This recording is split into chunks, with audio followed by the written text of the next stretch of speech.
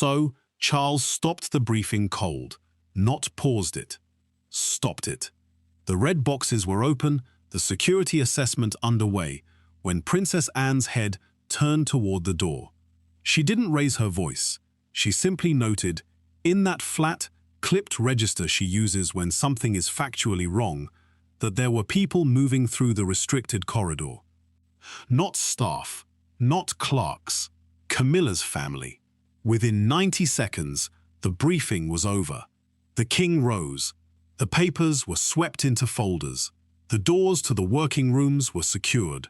Nobody had seen it coming, because the arrangement had been treated as settled for months. But the how goes back 25 years, through a 10-year renovation budget, a parliamentary act, and a set of security passes that were never supposed to exist. The dispute isn't really about a corridor, it's about who controls the physical threshold between the private and the public, inside a building paid for by the public. And the person who noticed first was the one royal nobody can outwork or outrank on matters of physical protection, Anne. Before this afternoon, the arrangement looked fixed. Queen Camilla's children, Tom Parker Bowles and Laura Lopes, had been moving through the palace for years. They are private citizens.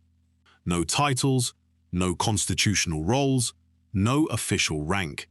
But they had access, in practical terms unrestricted, to areas of Buckingham Palace that are not open to the public and not part of the state rooms.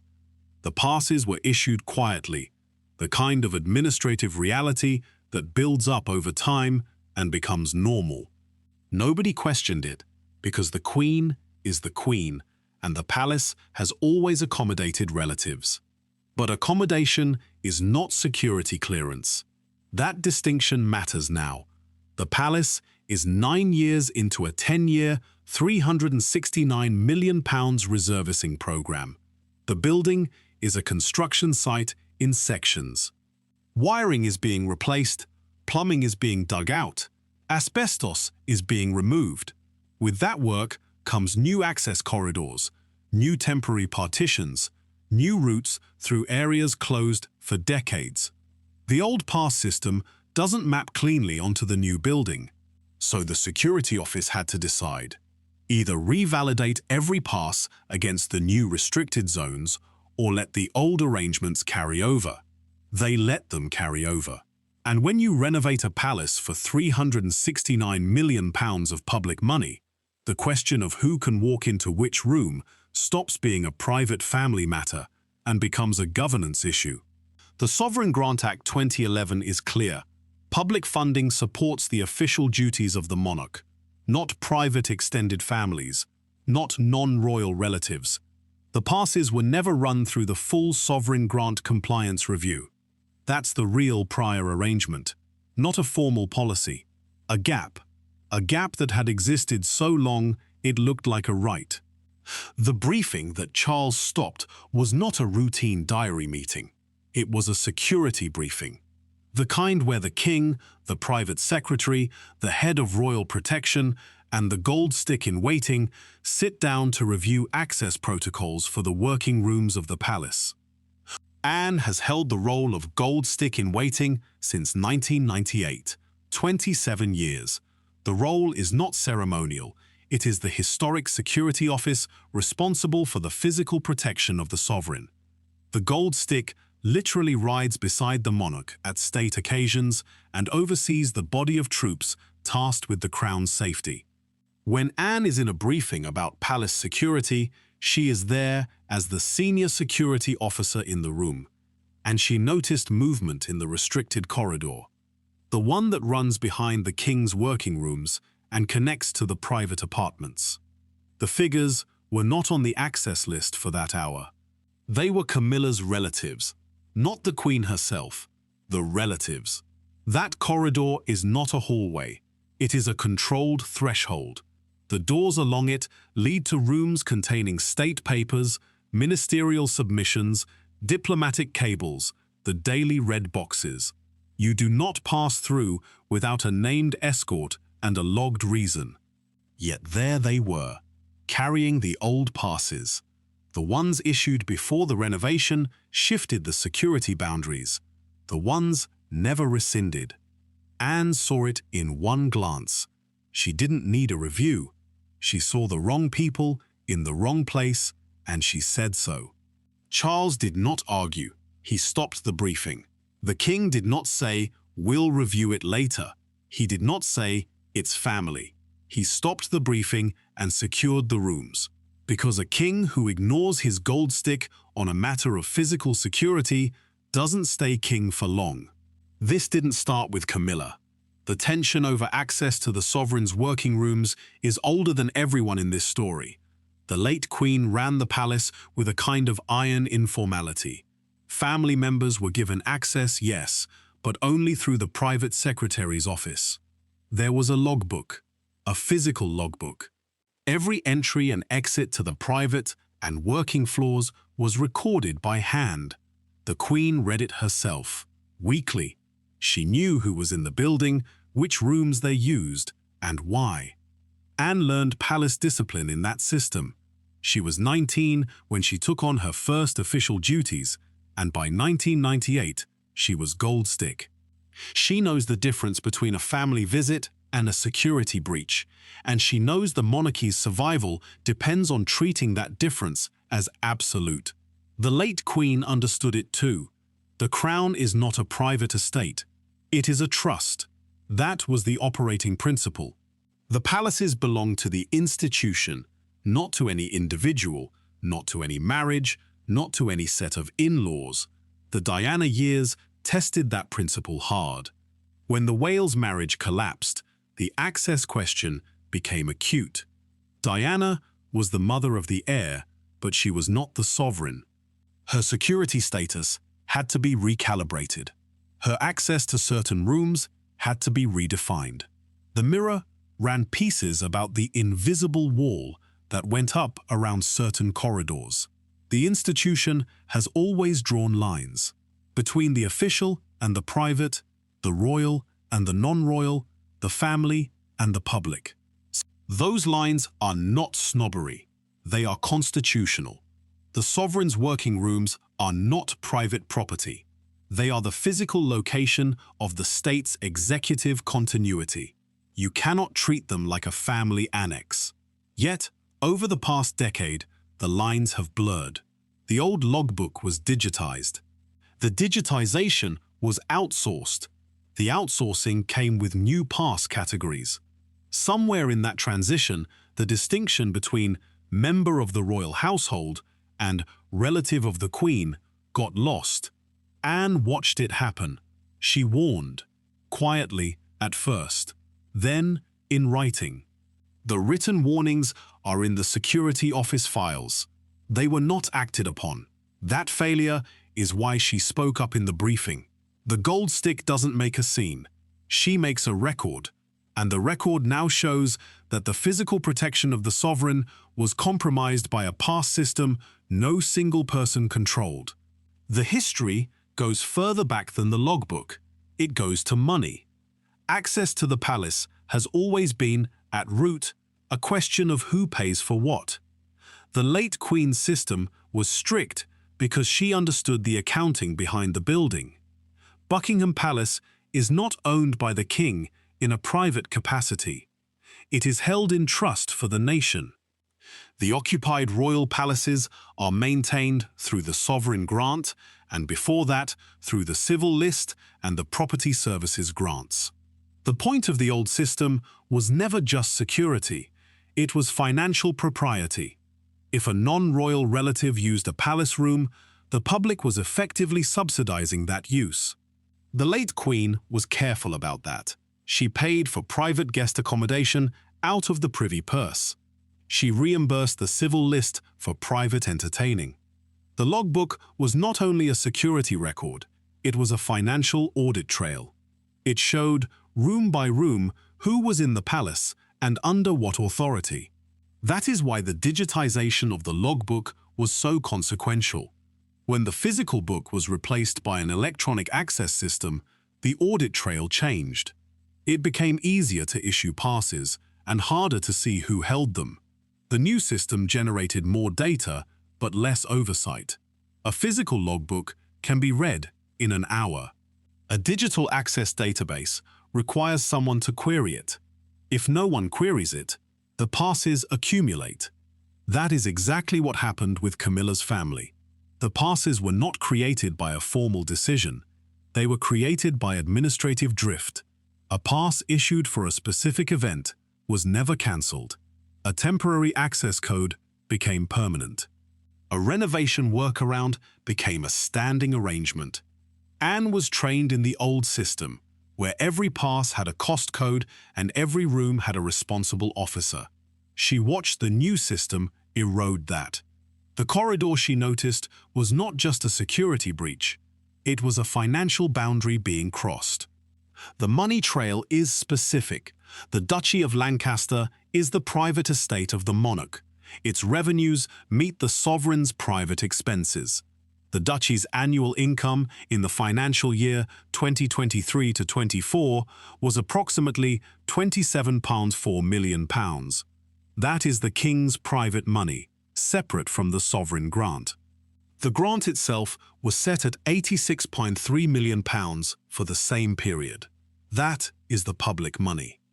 The distinction between the two is the constitutional firewall. The grant pays for official duties, official travel, property maintenance, and the costs of the working palace. The duchy pays for the private life of the king and his family. The problem with Camilla's relatives is that their palace access blurred that firewall. If a private citizen uses a room renovated with grant money, and that room is not used for official duties, the public has effectively paid for a private benefit. The Sovereign Grant Act 2011 requires an annual audit. The audit for the reservicing program has flagged several line items. Rooms in the private wing were coded as resilience works. That coding matters. Resilience works are official. They concern the long-term preservation of the building as a working palace.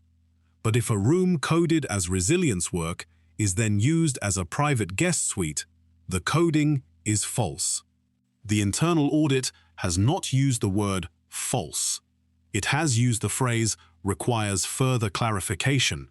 That is the palace's way of saying the accounting does not match the usage, and the usage is directly tied to the passes. The people using those rooms are the same people who held the old unrestricted passes.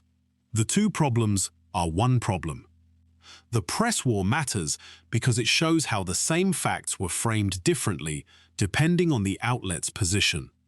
The Mirror ran the early stories about Diana's access being restricted, framing them sympathetically to Diana and suspicious of the palace. The invisible wall was their phrase. The Telegraph framed the same changes as necessary security modernization. The Mail framed them as palace snobbery against a beloved figure. The current dispute has followed the same pattern. The Guardian has framed the pass revocation as a constitutional necessity, proof that the palace is finally enforcing the public-private line. The Telegraph has framed it as a security correction, emphasizing the renovation risks. The Mail has framed it as a family rift, focusing on Camilla's humiliation and the personal tension between her and Anne. The Sun has framed it as a power struggle, with Anne as the iron enforcer and Camilla as the overreaching stepmother. None of these framings are entirely wrong. None capture the core issue. The core issue is not personal, it is institutional. The passes were never supposed to exist. The renovation made the problem visible. The money made it serious. The press war is just noise around a structural fact. Anne did not act because she dislikes Camilla. She acted because the access system had failed. The decision to revoke the passes does not end the story. It opens three possible paths. The first is the compliance branch. If the internal audit confirms that the resilience works coding was applied to rooms used by Camilla's family, then the sovereign grant accounts for the reservicing program will need to be restated. That restatement would be public. It would appear in the annual report laid before Parliament. The Public Accounts Committee would ask questions. The palace would have to explain why private guest accommodation was funded from the grant. The king would then have to reimburse the grant from the Duchy of Lancaster. The sum would not be enormous in palace terms, but the political damage would be. A reimbursement is an admission, and an admission that public money was misapplied is the kind of fact that fuels Republican arguments for years. The second is the security branch. If the review of the pass system finds that the old passes were not an isolated case, but part of a wider pattern, the Security Office will be restructured. The Gold Sticks Authority would be formalized. Anne's role would expand from ceremonial oversight to direct operational control of palace access. Every pass issued, every door opened, every corridor used would require Anne's office to sign off. Camilla's family would never again have the informal access they had before. The palace would become more secure, but also more rigid. The third is the political branch.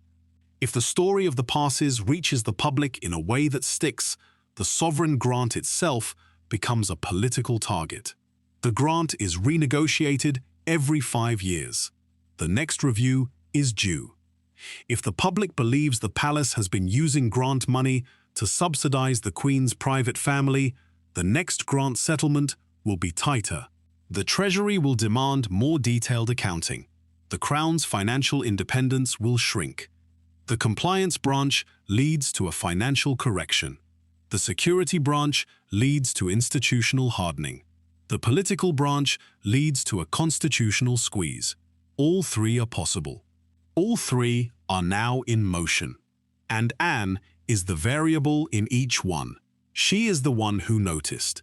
She is the one who spoke. She is the one who controls the access. The scenario branches all run through her. The personal drama is a distraction. The structural consequences are the real story. Now the second front, the money. Buckingham Palace is in the middle of the largest renovation in its history. £369 million. 10 years. The sovereign grant funds it. The public pays for it. The renovation is supposed to update essential services, wiring, plumbing, heating, security infrastructure. But the renovation is also reconfiguring the private apartments. New rooms are being created. Old rooms are being combined. And the question being asked inside the institution is whether some of that reconfiguration is being driven by the Queen's private family needs.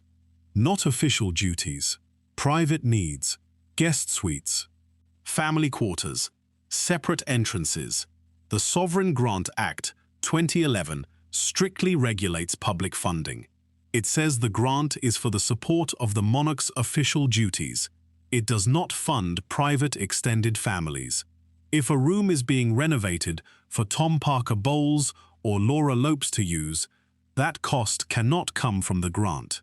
It must come from the King's private income, the Duchy of Lancaster, the Privy Purse. The palace says all grant spending is compliant. The internal audit says otherwise. There are rooms in the private wing whose renovation line items were coded as resilience works, but whose actual use is residential, not official. Residential. The pass system connects directly to this. The people using those rooms need passes to reach them. Those passes were issued under the old security protocols, not the new ones. Two threads braid together: the physical access problem Anne saw in the corridor and the financial compliance problem the renovation has exposed. The first is about safety. The second is about money. Both lead to the same conclusion. The Queen's private family has been operating inside the palace under privileges that were never formally approved, never publicly disclosed, and never subjected to the full scrutiny of the sovereign grant framework. The sovereign grant is calculated as a percentage of the Crown estate surplus. The current rate is 25%. That rate was increased from 15% in 2017, specifically to fund the reservicing program. The increase was temporary, scheduled to run until the renovation is complete. The Treasury agreed to it because the alternative was a one-off capital grant, and the Treasury prefers a formula. But the formula has a condition. The extra money is for the building, not for the family. The palace's own submission to the Treasury in 2016, the document that justified the increase, listed the specific works: electrical rewiring, pipe replacement, boiler renewal, asbestos removal, fire safety systems. It did not list guest suites. It did not list family quarters. It did not list separate entrances for the Queen's children. The submission is a public document available through the parliamentary record. The gap between that submission and the current usage is the core of the dispute. The palace can argue that some residential reconfiguration is necessary for the building's long-term function. A working palace needs residential space for the monarch and the immediate family. But the immediate family is defined by the Sovereign Grant Act as the sovereign and their dependents. Tom Parker Bowles is not a dependent. Laura Lopes is not a dependent. They are adult children of the Queen from a previous marriage. They have their own homes, their own incomes, their own lives. Their presence in the palace is a matter of family convenience, not constitutional necessity. The public did not agree to fund family convenience. That is the argument Anne has been making inside the institution, not in public, in the security office, in the finance committee, in the private secretary's office. She has been making it for years. The corridor was the moment it became impossible to ignore. The property valuations make the point concrete. Buckingham Palace is not just a building, it is an asset. The last full valuation placed the occupied royal palaces at a combined replacement value of over £3 billion.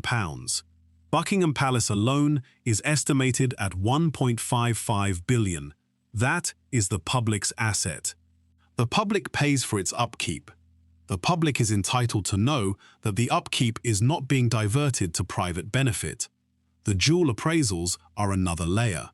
The crown jewels are not at issue here. But the private jewelry of the Queen is.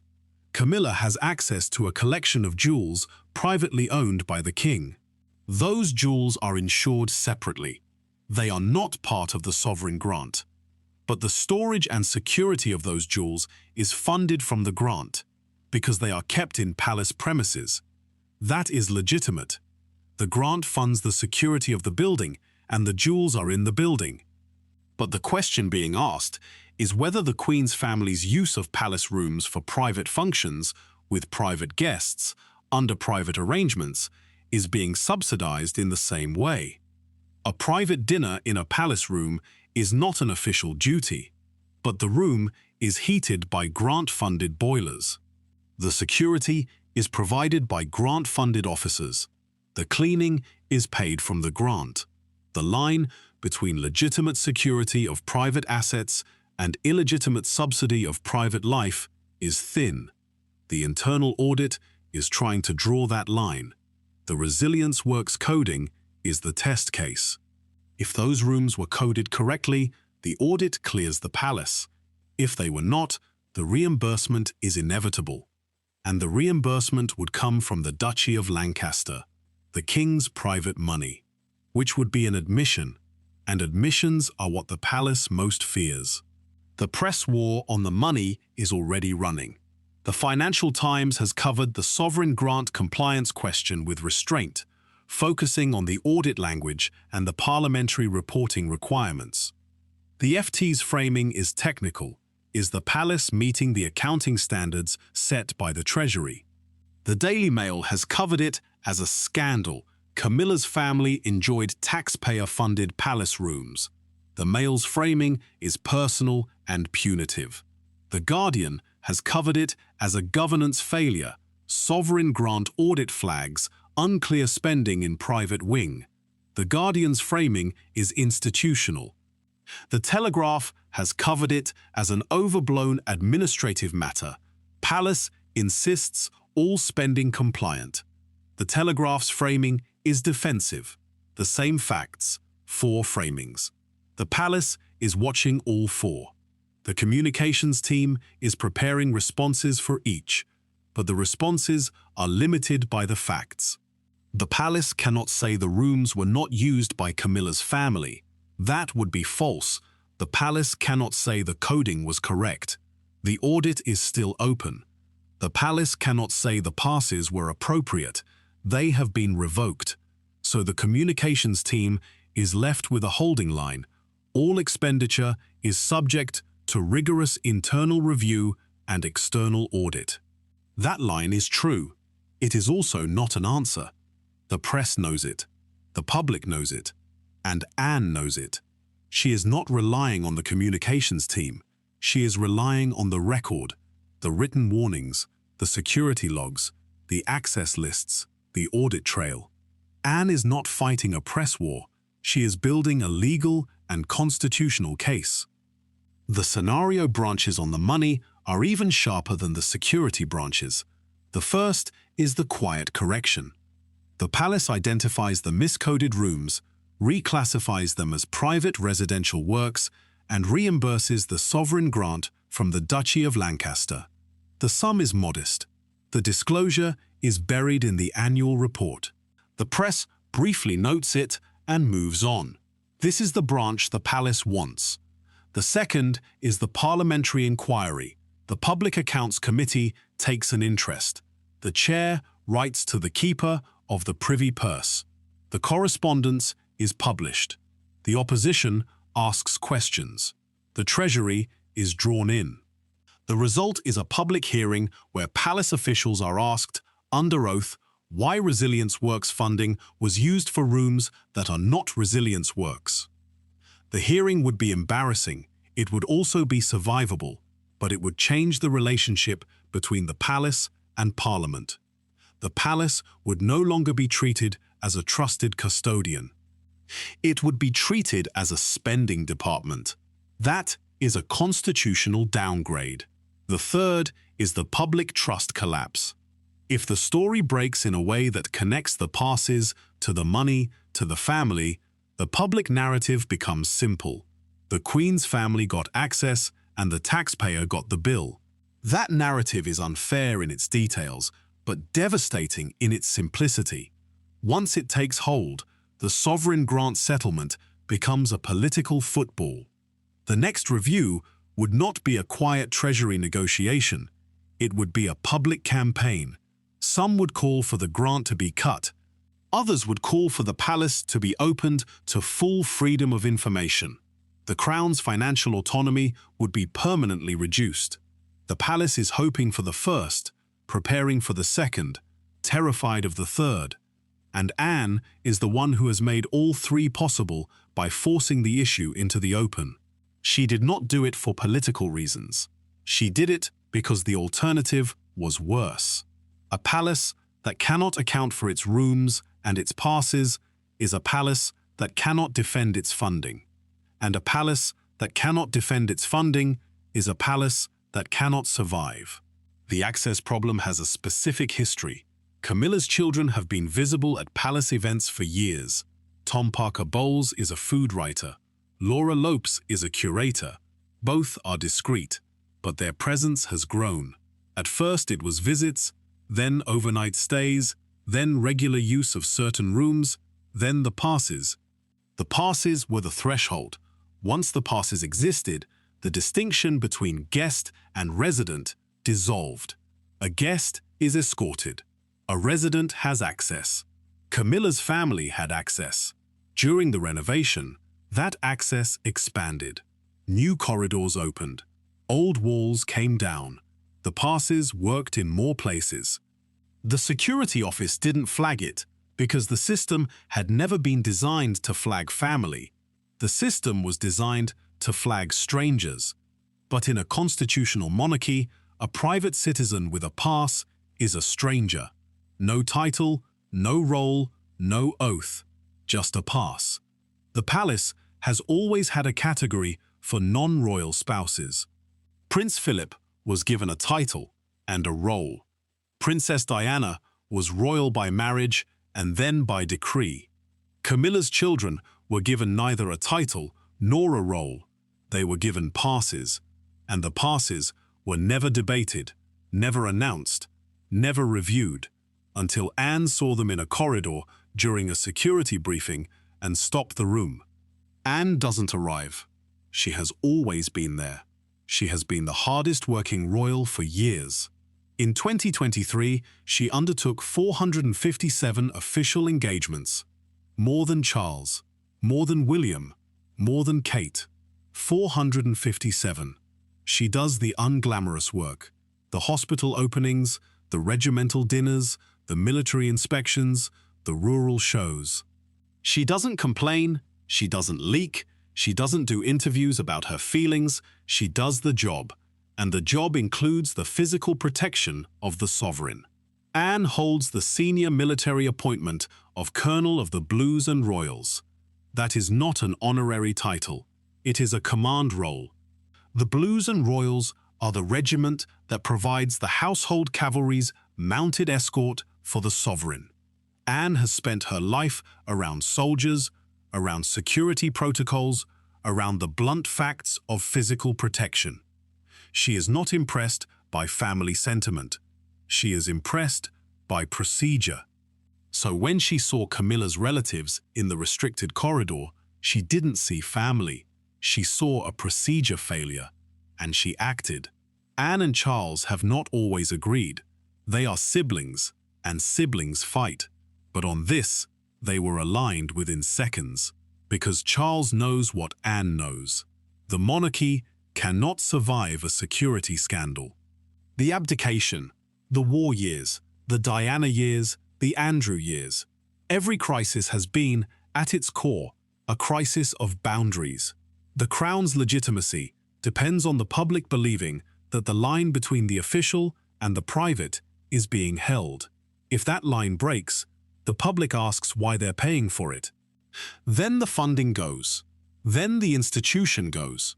So Charles stopped the briefing, and Anne let the record show that she was the one who noticed. Because she is. She always is. That's why she's the hardest working royal. She sees the work no one else sees. The corridor, the pass, the line. The confrontation didn't happen in public. It happened in the king's study, later that day. The briefing had been stopped, the rooms secured, the passes were being reviewed. Camilla came to find out why her family had been asked to leave the palace that afternoon. She walked in with a version of the story that had already softened the edges. It was a misunderstanding. The passes were old, the family meant no harm. Anne was still there, still in the room, still standing. Charles was at the desk. The security log was open. The corridor access list was on the table. Camilla began to explain that her relatives had always had access, that it was normal, that it was harmless, and Anne said the line, the one that has been repeated in the security office ever since. This is the working seat of the sovereign, Camilla, not a country hotel for your relatives to wander through at their leisure. The room went still. Charles didn't correct her. Camilla didn't respond. The line hung there, flat and final. It was not shouted. It was not cruel. It was precise. The working seat of the sovereign. That phrase carries centuries.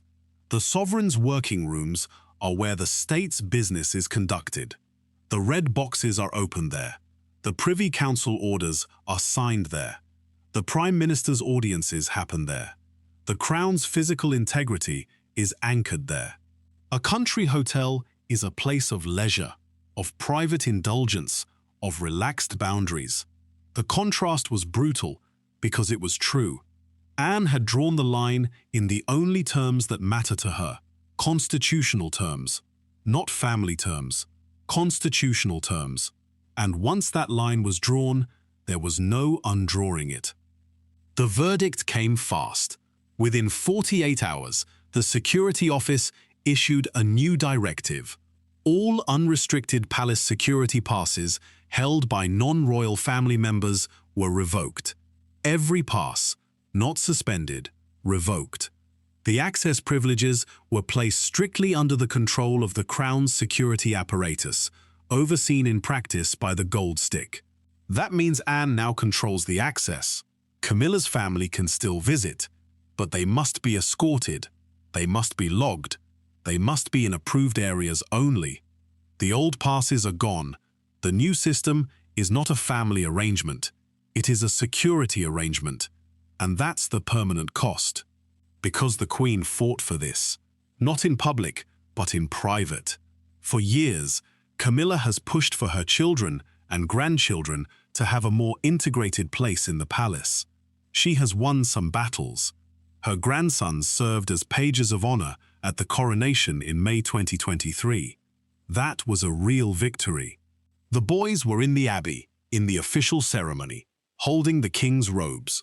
It looked like the beginning of a slow, dignified integration of the Parker Bowles family into the royal orbit. But the pages were a ceremonial role, a one-off. The passes were a structural role, an everyday privilege. The difference between the two is the whole story. Camilla could get her grandsons into the coronation. She could not get them into the corridor.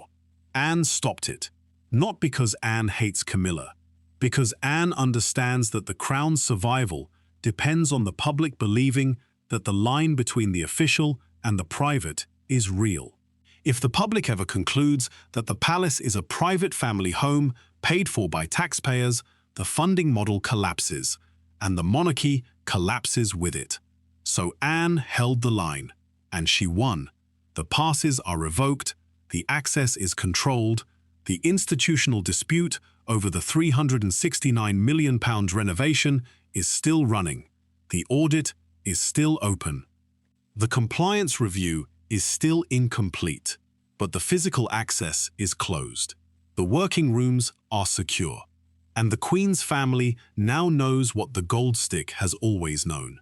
The palace is not a home, it is a trust. And the trust has a guard. The guard noticed a corridor, and the whole private arrangement came apart in 90 seconds.